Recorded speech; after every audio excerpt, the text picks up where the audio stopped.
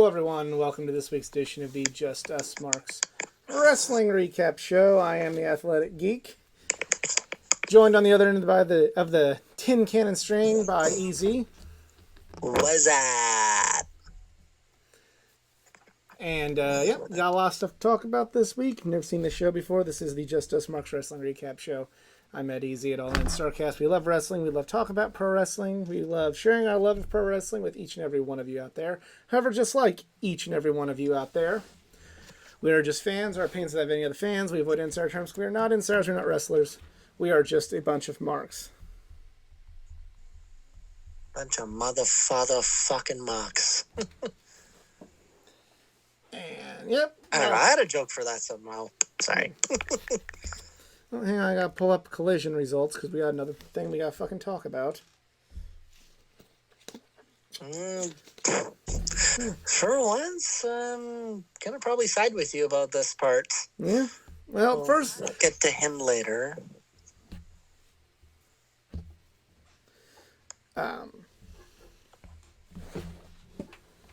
So yeah, I'm gonna start this show off with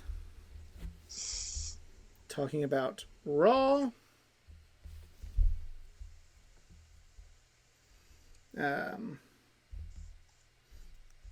Cody Rhodes did a promo, wrestled The Miz. It's a good match, and then adds more to the program they're doing with Cody and Dominic. I'm gonna fix my camera up a little bit. There we go. But they also have a new women's title for Rhea, which looks like the championship that Seth Rollins holds, and that's pretty cool. I like it. I mean, looks better than the other one. That's for said last week about what about Rhea? It's like she getting the titles. Apparently, WWE apparently hacked into our show and said, "All right, yes, we're giving Rhea a show, or we're giving Rhea a title." Good. Now all the titles are neutral, and now if there's another draft, everything just isn't brand. It's brand exclusive, but it don't feel brand exclusive. Or it can be brand exclusive, but it won't be exactly brand exclusive, I should say. It should have been the way that the Ruthless Aggression era was. Yes. Just no Barbie belts. Fuck no. Yeah. Becky Lynch wrestled Chelsea Green. This was good. I guess I kind of expected more out of it. Like, it wasn't a bad match, but just you got two wrestlers like Becky and Chelsea. You just kind of expect a better match. Yeah. Especially if you have seen Chelsea Green in the Indies, she is freaking amazing. Yeah.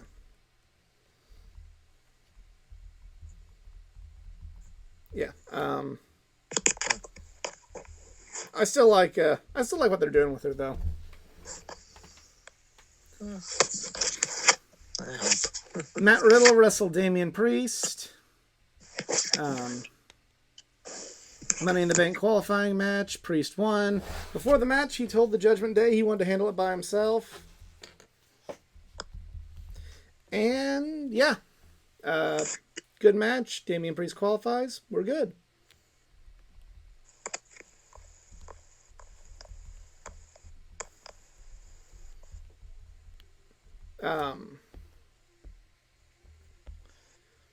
We have Ricochet versus Bronson Reed. Good match. Ended in a DQ with Nakamura attacking Bronson to cause a DQ, but still a good one.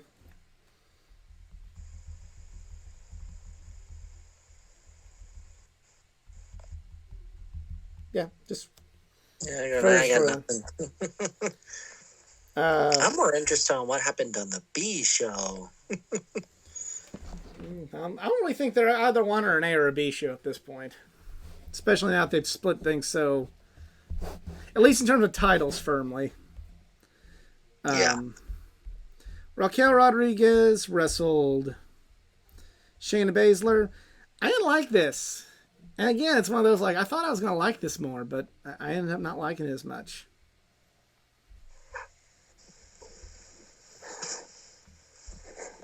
Chad Gable wrestled Eric of the Viking Raiders. This match wasn't that good, which is disappointing because of Chad Gable, but Chad Gable won, so yay. And then main event time. Maybe if my screen would quit messing up. Sami Zayn and Kevin Owens race Gunther and Ludwig Kaiser. This was a really good match. Owens and Zayn win after pinning Kaiser, but still a really good match. And it was done smartly, you know. You had the good match. Gunther didn't take the pin. So, yeah, just good job. Yep. Now we go to... No, I do not want to join your newsletter. Thank you. We had an undisputed WWE Tag Team Championship gauntlet match. The LWO versus Pretty Deadly versus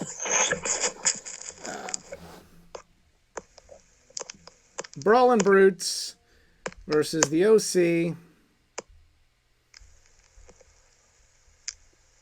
versus the Street Profits. And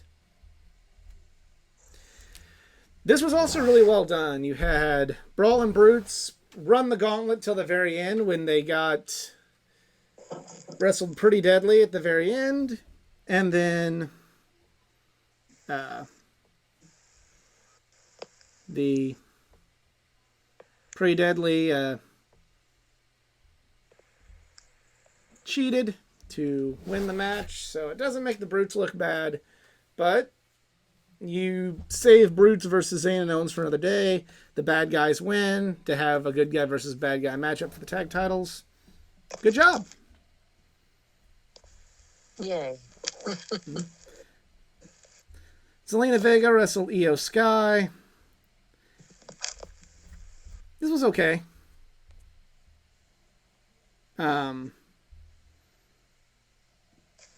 They're looking to split up Damage Control, which I'm not ready for, but I do feel like I guess it has kind of ran its course, so whatever.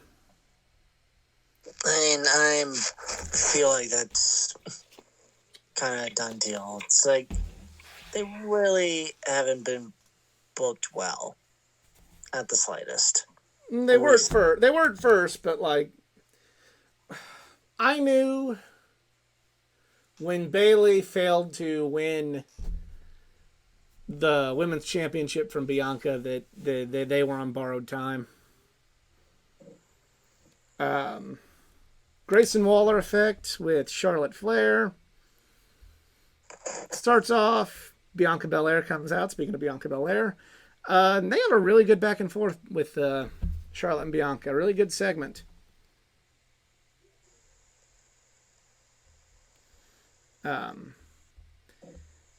AJ Styles and Mia Yim versus Karrion Kross and Charlotte. Kross and Scarlett won. This was kind of mid.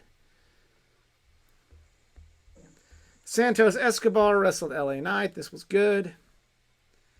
And the last part of it was the Bloodline segment. Jey Uso's out of the Bloodline. Turned on Roman.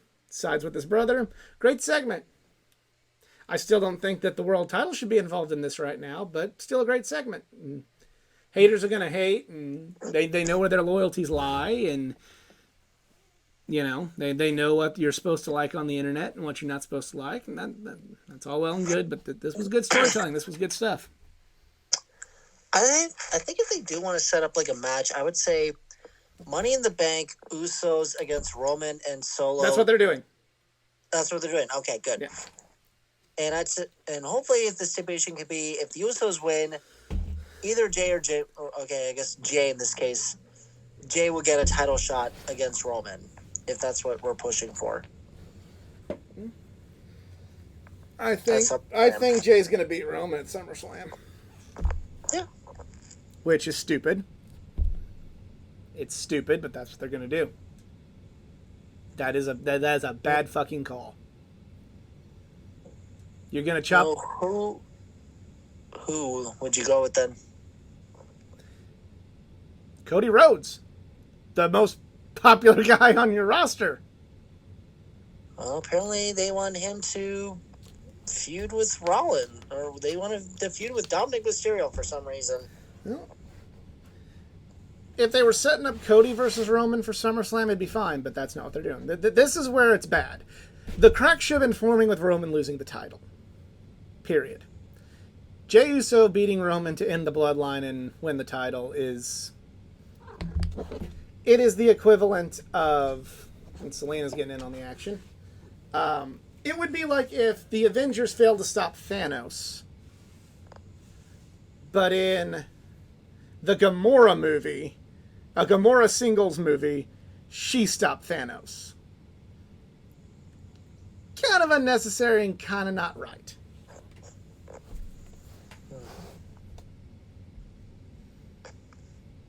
You've had Roman beat all of the top people to give the belt to Jay. He's going to end this record-setting title reign. Not three guys that you're looking at McIntyre, Sammy, and Cody. Those three guys couldn't do it, but Jey Uso. Bad call. Also add in Brock Lesnar, who also couldn't end the domination. I mean, I'm talking about you could have made like legends out of those three guys. Obviously, I think Cody has the most crossover appeal of all of them, which is what you need with WWE. You do. I mean, I'm with you on that. I would love to see it, but they could have ended it at Mania, but they didn't want to because they wanted Roman to hit the 1,000 days. Yep. Because, so, of course he did. So now that they've done it, I was like, now what? I mean, could be building Cody up and said we're going to go with Jey Uso. But he's unfortunately not on SmackDown because they actually had the Raw and they're sticking with superstars actually sticking with their brands to say, well, we're going to keep you in this brand, we're going to keep you in this brand. It's stupid. It's stupid that you spend 1,000 days to give the belt to Jey Uso. We'll see what happens. Over 1,000 days to give the belt to a perennial, never out of the tag division, middle of the card guy in singles. But hey. And now it's time to light the fuse and bring the boom. Talk about Dynamite. We have the AEW World Championship Eliminator match. Adam Cole versus MJF. I really liked this. I really liked the story that was told through the match. I love the finish. That was perfect. Yeah. That was perfect for how you do that.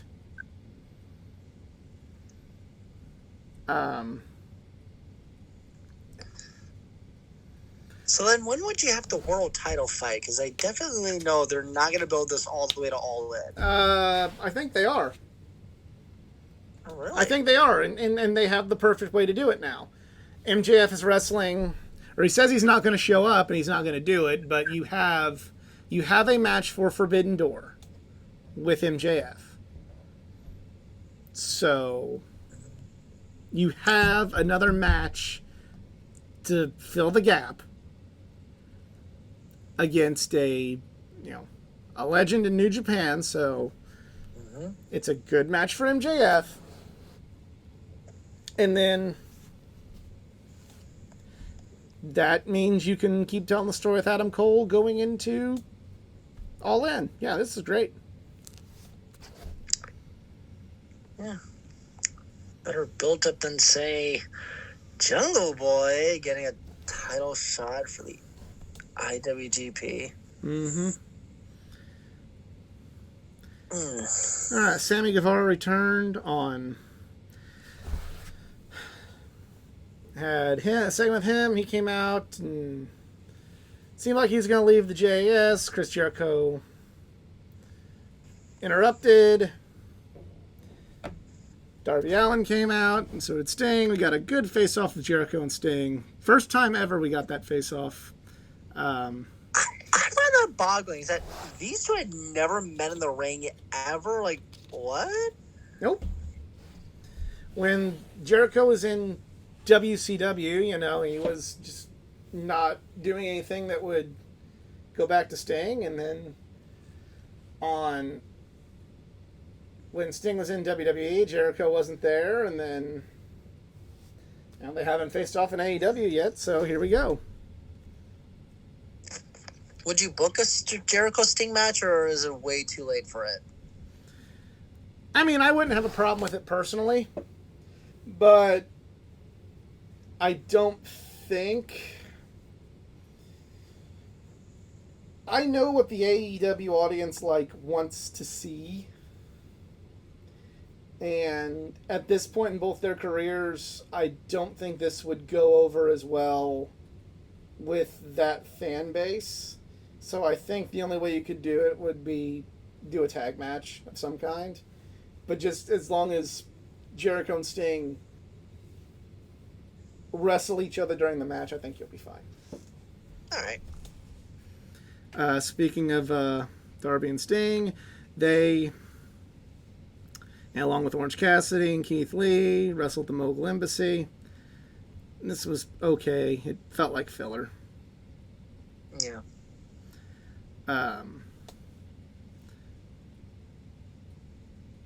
Wardlow wrestled Jake Hager. This was Frankly,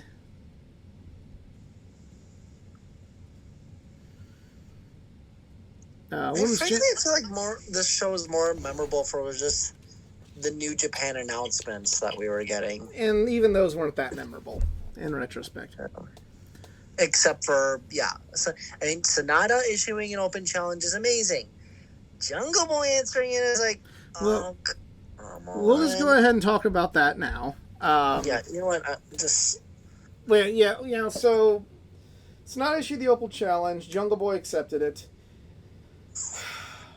We had a big time fucking argument in our group chat about this. Big time. Yeah. And the reason being is because Selena's in on the action tonight. Come on, get out. Go play.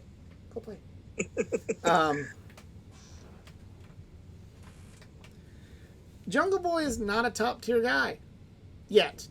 He isn't. He's a middle wrestler. He's never held a singles title. Ever. So, he's worthy of wrestling for the IWGP World Heavyweight Championship. The top belt in New Japan. A person who's never held a singles title before is worthy of that. But the AEW title, a legend, former multiple-time IWGP champion, the only person to have held every heavyweight title in New Japan Pro Wrestling, both singles, tag, and six-man, held them all. He gets wrestled for the AEW title, but Jungle Boy gets the IWGP title. This doesn't seem fair. This does not seem... This is terrible. This makes the IWGP title look like it's nothing more than just a mid-tier belt, and it only exists to just... I'm going to break the rule a little bit. Give a rub to an AEW guy. No. Like, there's so... Like, we're not discounting Jungle Boy. Like, no, he's a great wrestler. I'm not saying he's a bad wrestler. Best. I'm just saying... Here's a comparison. Let's say this was AEW versus WWE Forbidden Door. Yeah. Okay, and let's say... All right, you know, we already know. Let's just be real with one another here. Let's be real. Mm-hmm. No titles are switching hands. None. No. here in the real world with the New Japan one, or even in fantasy land with the WWE one. Titles aren't switching hands. So, Roman Reigns is going to wrestle, say, Jon Moxley for the WWE title. Okay, so Roman Reigns is going to get to beat somebody who's, for all intents and purposes, a top guy. And in AEW. History between the two. Well, we're not even worried about that. Yeah. Like that's a moot point. There's no history for MJF and Tanahashi, so that's a moot point. Yeah. So, okay, well, who does MJF get to beat from the WWE side to make things look equal? We got Solo Sikoa for you.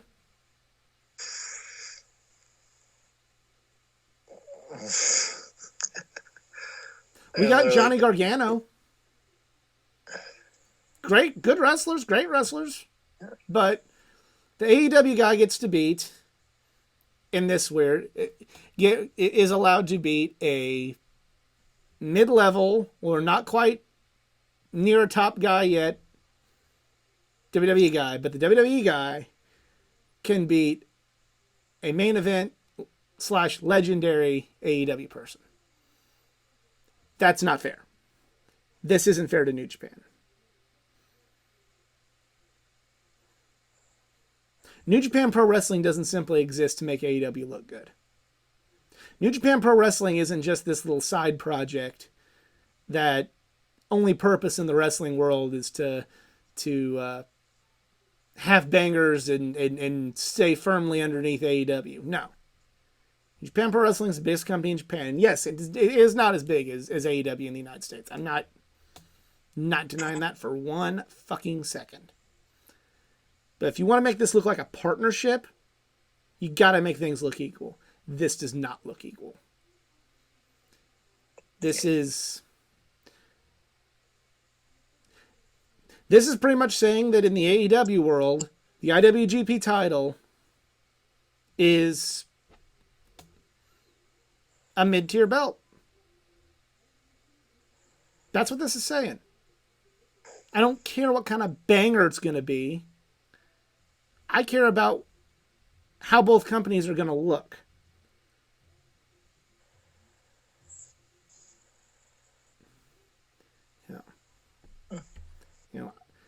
New Japan Pro Wrestling went out of their way to make their new women's championship look as equal as their men's championship when they had Mercedes Moné and Kazuchika Okada in the show with both their belts.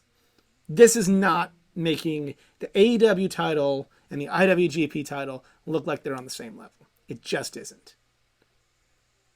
I don't care how much the match is going to bang.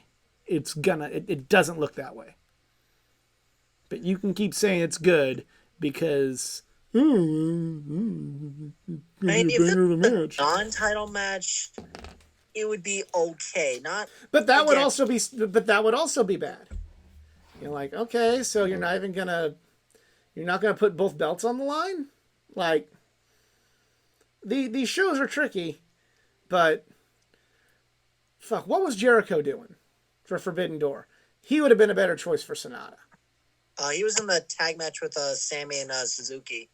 And replace Jericho with fucking Hager. There you go. Here are the results from last year. Yeah. So. Yeah.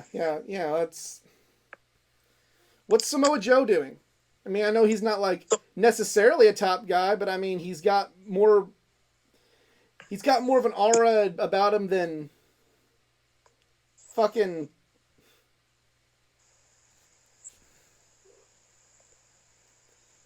I want you up. I mean, last year we had the 4-way for the IWGP between Jay White. And you had top guys in it. You had Hangman in it. You had. I still don't think Adam Cole's such a top guy, but you had Hangman. You had Okada. It was pretty evenly distributed, and was set up in a way that you could kind of have your cake and eat it too, pretty well knowing that Jay White was not going to lose that match. Yeah. But this isn't. Samoa Joe maybe isn't featured as well in AEW as Jungle Boy, but overall, he's a fucking former world champion. It's a match we've never seen, and you could tell a lot better of a story with Joe saying, I've never been a world champion in Japan, and I want that belt," than just Jungle Boy coming in and going, "I'm going to take it, and I want my friend Hook with me." I feel like I was like, I saw like the look in Hook's face. I'm like, oh, dude, don't drag me into this. So again, the IWGP Championship match is just something for this. It's a nothing footnote for Jungle Boy and Hook. That's disrespectful. Yeah. That is disrespectful. And come at me with every bit of hate that you have to anybody that sees this that has a problem with that. At athletic_geek89 on Twitter. Tell me how stupid I am. Let's roll. I will die on this hill. I used to say every now and again I'd pull out the asshole card. I'm pulling the card now. Let's fucking go. Let's debate this, because you will lose. Unless you just have a mass quantity of stupid people in a large group. In which case you're still losing. You're just stupid people in a large group.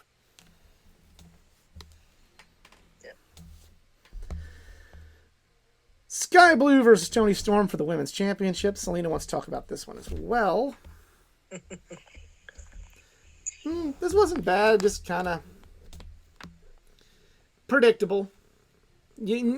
Sky Blue was not going to win this match.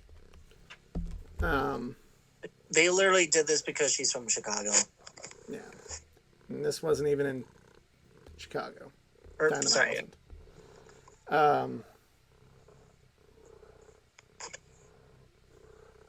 Yeah. All right, they were in DC for some reason. Okay, DC, that's what I thought. Main event time. Claudio, Yuta, and Mox versus the Hung Bucks, formerly known as the Hung Bucks. This was really good. Check this match out, but the after match stuff was good. With Ospreay coming out to beat Kenny when he came out, but then we have Eddie Kingston, which I'm never going to complain about Eddie Kingston, coming out, and he's back, and they're probably going to keep that storyline going with him and Claudio over the ROH title. Good setup. Which would be great. Which would be great if you didn't have to pay money to watch Ring of Honor, but I digress. So yeah, it was. It was a good show. It was a good show. Selena. I think she wants to be part of the show now. She wants attention, and she feels like she isn't getting it. But now we're going to talk about a show that I'd rather just cuddle Selena than watch. Collision. All right, so I will say this: I love the fact that they have Elton John for the intro. That's awesome. Because, of course. I mean, that's a great song, but again, this kind of falls into the, why do we need to spend money on this? It's like when they paid for the fucking NBA on NBC theme for the Best of 7 series. Like, I'm sure that wasn't cheap to get, and I'm damn sure Elton John is not cheap to get. So, why?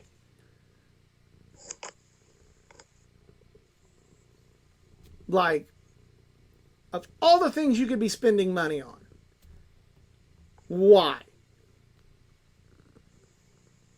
There is so many more important things that you could be dropping the dollars that these things will cost. Why?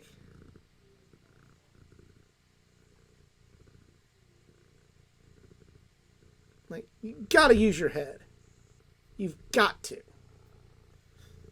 Because at some point, if you lose if something goes wrong in this company, you gotta be ready to pull money for something. And spending money on songs that don't make a damn bit of difference. Really, in the grand scheme of things, would anybody like Collision less if they didn't use Elton John? Like, be real.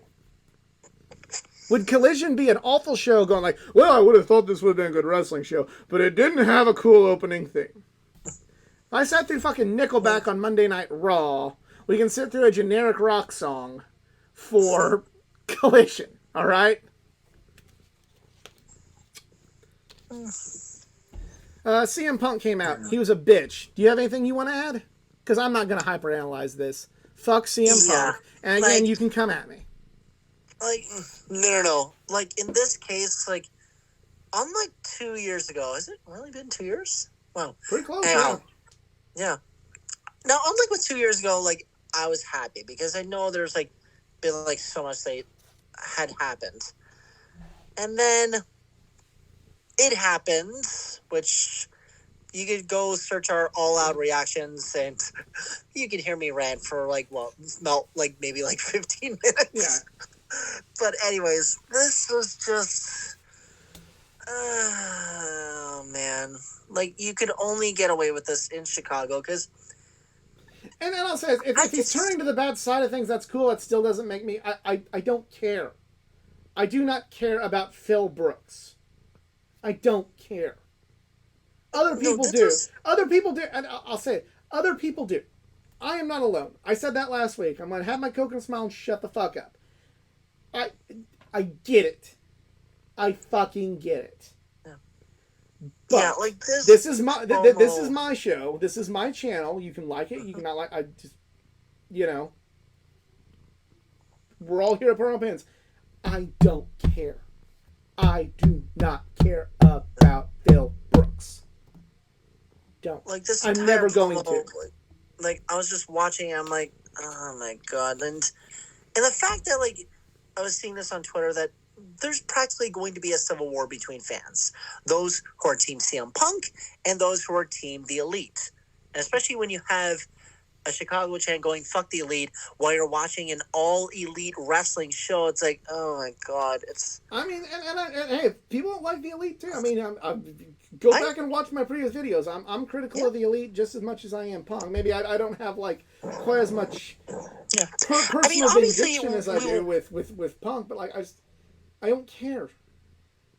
I mean, obviously, like when the Elite were heels, like yeah, of course we're gonna boo them. But in this case, people are just like screaming all that because they think the Elite are the reason Punk was gone, or like they're like he was just pissed at them for just all kinds of shit. And it's like, do you guys ever move on from things? Because I've kind of just moved on from Brawl Out. Well, Philip Brooks doesn't, so that's your first mistake. And that was the problem. It just felt like he really didn't take any sort of responsibility for what happened. Now, I can get it. If you don't want to and to all the people right now going like, man, you're falling right in the trap. He's going to be the best bad guy in wrestling. I don't care. Whenever every collision, when I hear the first chords of Living Colors, Cult of Personality, I'm gonna go get a beer. I'm gonna go make me a sandwich. I'm gonna go let the dogs out. I'm gonna come feed the cats. I'm gonna go to the bathroom. I'm gonna take a shower. I'm gonna run uptown and get a can of chew. That's what I'm gonna be doing. I do not care. I'm alone. I may be alone in this. And the rest of the wrestling world, the real smart, good, know what good wrestling fans are, may like it. And you know what? God bless you. God bless you. I hope you fucking love it. I hope this is everything you dreamed of and more. I hope that you listen to everything CM Punk says. Have fun. I'm not. Me personally, this is the human fast forward button if this show is DVR'd. This is... I don't care. I do not give a fuck.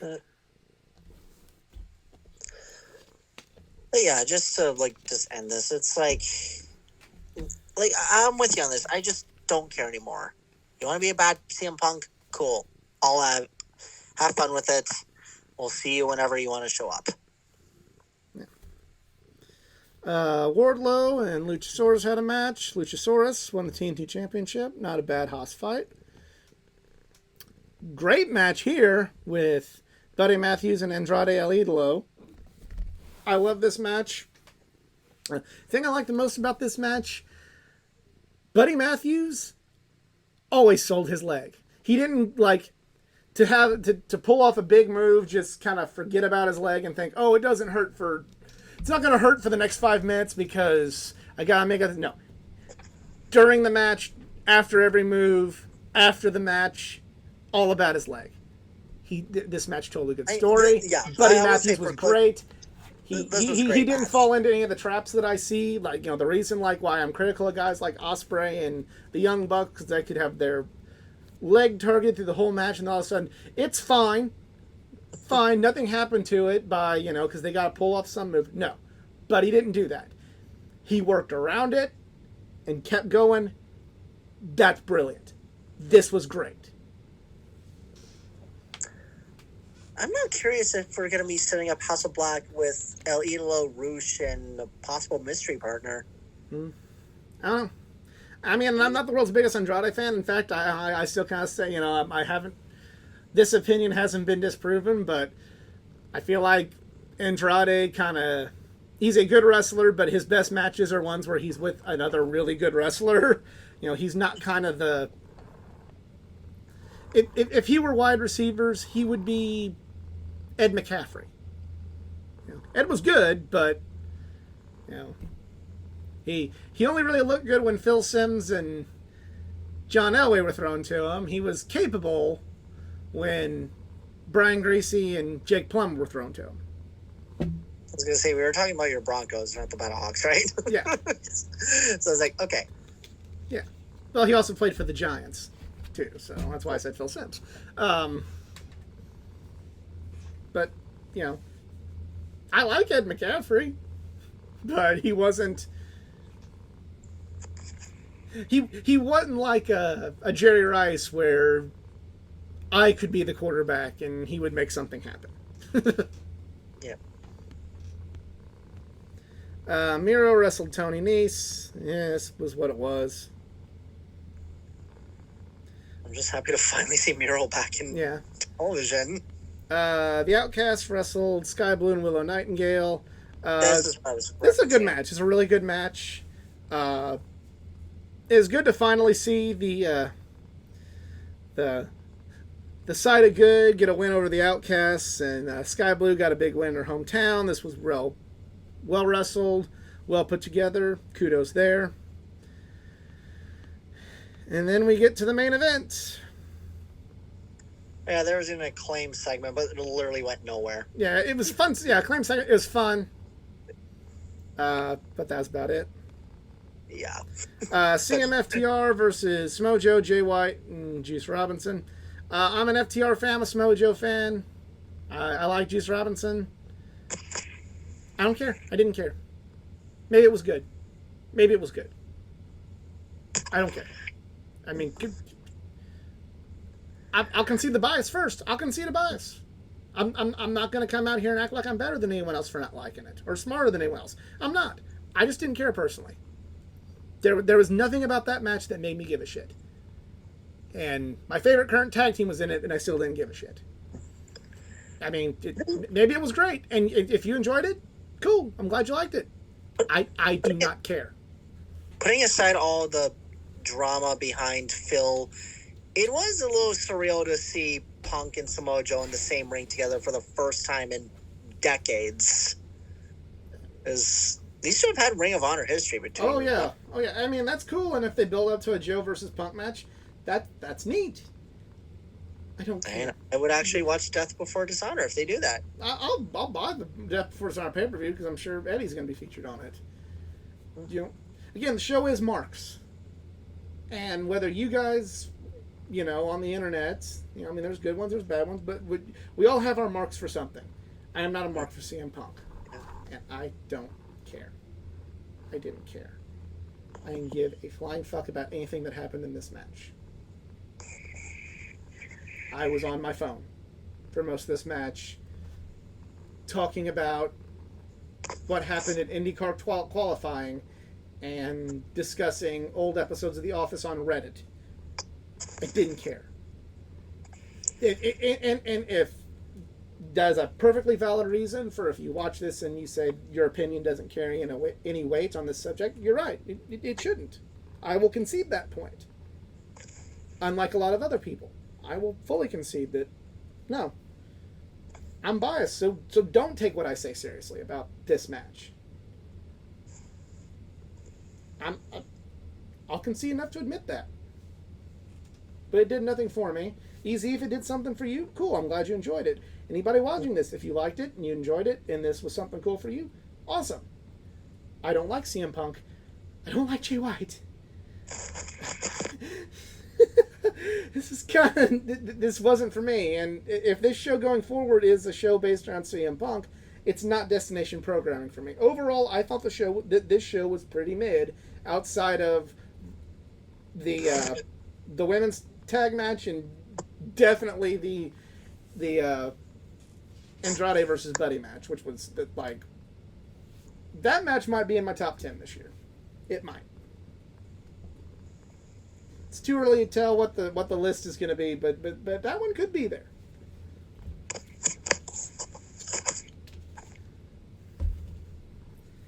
Anything else you want to add?